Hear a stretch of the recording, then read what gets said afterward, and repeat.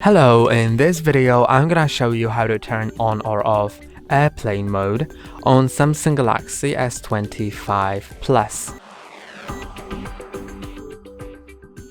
So to do it, you need to slide down from the top of your screen, but not from the left side, from the right side instead.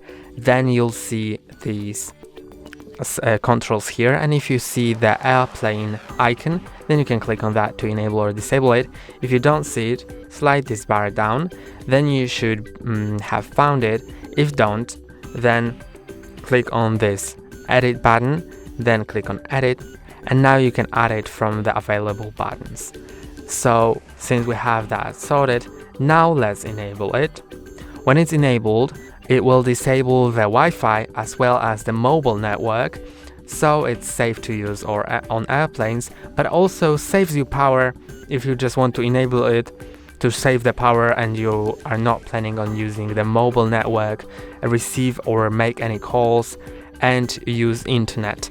And to disable it, just click on it again, and you can see now I have the mobile connection again, and it'll connect me to Wi-Fi as well. That's all for today. Don't forget to like and subscribe. See you next time.